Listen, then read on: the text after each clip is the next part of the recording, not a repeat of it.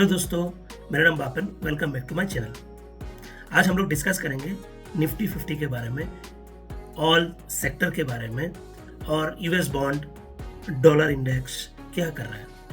और sector analysis के बाद हम लोग देखेंगे कौन सा स्टॉक जो निफ्टी 50 को आउट परफॉर्मेंस कर रहा है और उसके बेसिस पर हम लोग ढूंढेंगे कि उसमें क्या अपॉर्चुनिटी है और नहीं। दोस्तों, अगर हम लोग लास्ट वीक का निफ्टी का परफॉर्मेंस देखेंगे तो निफ्टी काफ़ी अच्छा परफॉर्मेंस दिया है कंपेयर टू बैंक निफ्टी।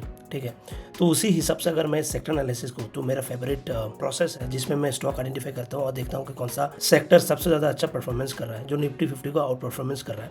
तो उसके हिसाब से अगर देखेंगे, मैंने टोटल 17 सेक्टर को स्कैन किया हूँ और जो निफ्टी 50 को आउट परफॉर्मेंस कर रहा है।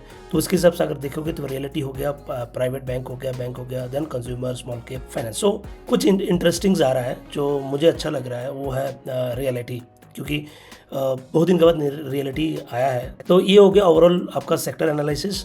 दूसरा जो देख रहे हैं कि निफ्टी 50 बेसिकली क्या कर रहा है कंपेयर टू गोल्ड, बॉन्ड और यूएसडी INR। ठीक है, और आप सबको पता है कि यूएसडी INR काफ़ी ज़्यादा ऊपर है। $1 is equal to 95 rupees of Indian currency.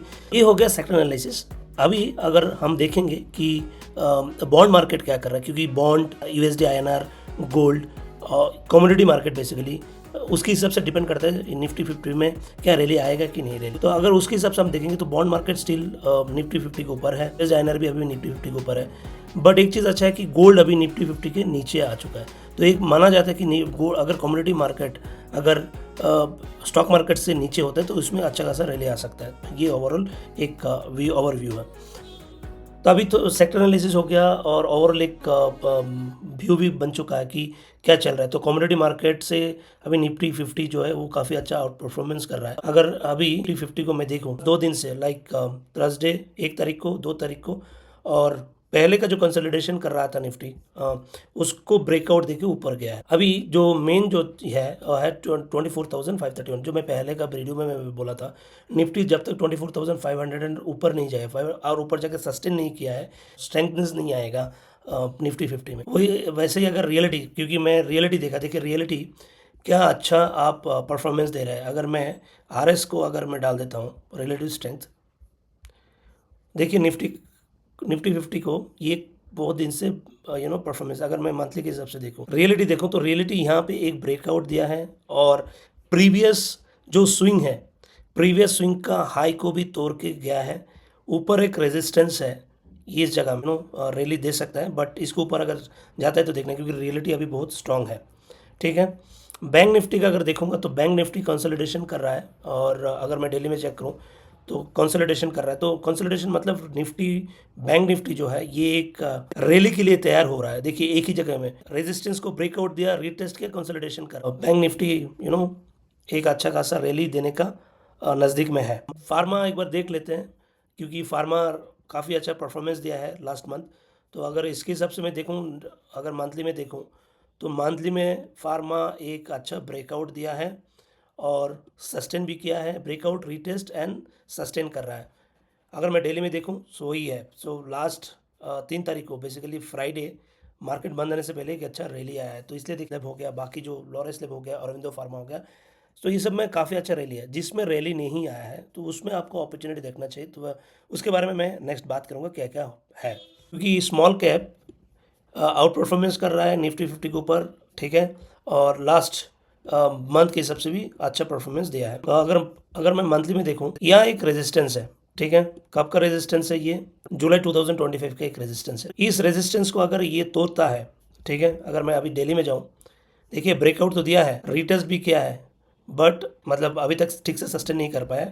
RS देखिए, रिलेटिव स्ट्रेंथ, जो निफ्टी 50 का दर्शाता है 55 दिन का, ये इस जगह में ब्रेकआउट देके सस्टेन कर रहा है। ठीक है, तो मुझे जो लग रहा है, कल अगर इसका ब्रेकआउट देके यहाँ अगर सस्टेन हो पाए तो इसका small cap, Nifty small cap 100 index जो है, इसमें काफ़ी अच्छा रैली बन सकता है, और उसमें हम लोग ढूंढेंगे कि कौन सा स्टॉक अच्छा परफॉर्मेंस कर रहा है। ओवरऑल हो गया सेक्टर एनालिसिस। तो पहले में हम लोग क्या देखे, पहले हम लोग देखे हैं कि कमोडिटी मार्केट क्या कर रहा है, ग्लोबल मार्केट क्या कर रहा है। ठीक है, इसके बाद हम लोग देखे हैं कि निफ्टी का जो निफ्टी 50 को कौन सा सेक्टर आउट परफॉर्मेंस कर रहा है। तो रियलिटी हो गया, फार्मा हो गया, बैंक निफ्टी हो गया, हाँ, ये सब सेक्टर जो है निफ्टी 50 को आउट परफॉर्मेंस कर रहा है। अभी हम लोग ढूंढेंगे अपॉर्चुनिटी की कौन सा स्टॉक में अपॉर्चुनिटी है।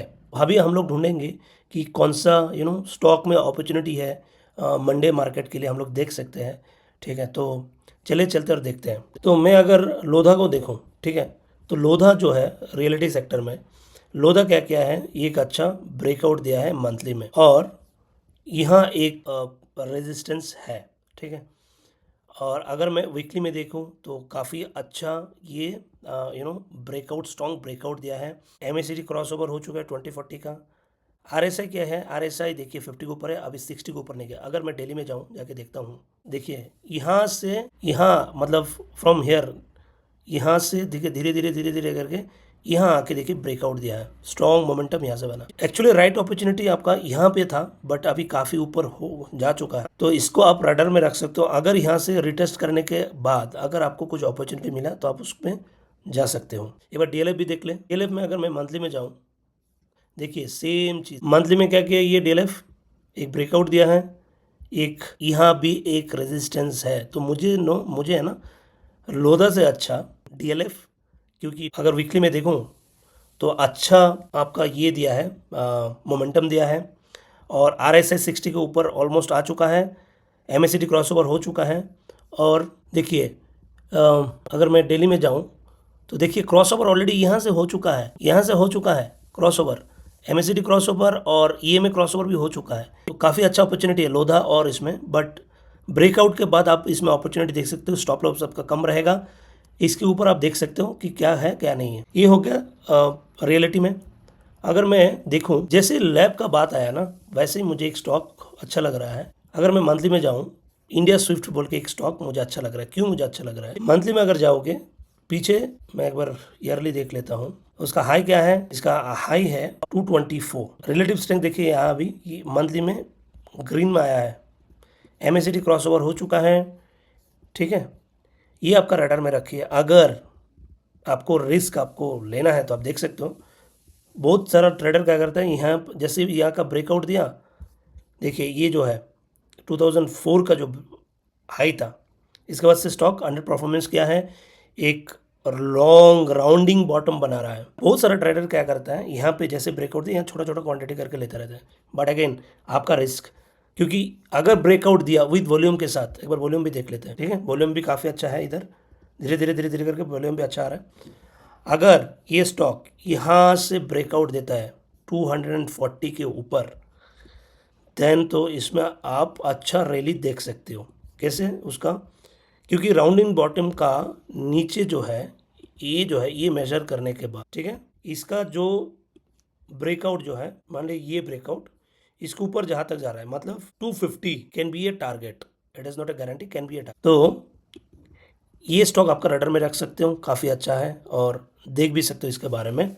ठीक है, बट आपका रिस्क आपके पास है, आप आपका रिस्क देख के कर सकते हो। ठीक है, ये हो गया एक स्टॉक जो मैं मंथली के हिसाब से आपको बोल रहा हूँ। फार्मा सेक्टर में मुझे एक अच्छा लग रहा है, वो है ग्लैंड फार्मा। अगर आप ग्लैंड फार्मा देखोगे, क्योंकि बाकी जो है सब दे दिया है आपका रैली, मंथली में आप देखोगे ये एक रेजिस्टेंस है 2523। ठीक है, कंसोलिडेशन करके एक ब्रेकआउट दिया है स्टॉक। ठीक है, और 2022 का जो हाई है, इसका ब्रेकआउट, मतलब कितना दिन का, 4 साल का ब्रेकआउट देने का कोशिश में है ये ग्लैंड फार्मा। अगर ये कल जाके यहाँ पे, अगर आप मंथली में देखो तो इस फ्लैग का ब्रेकआउट होता है, अगर आप डेली में जाओगे, यहाँ अगर ब्रेकआउट होता है, यहाँ करके ग्रीन कैंडल बनता है, और इसका हाई के ऊपर अगर आप 1 आवर में जाओगे या 2 आवर में जाओगे तो नीचे होगा आपका स्टॉप लॉस।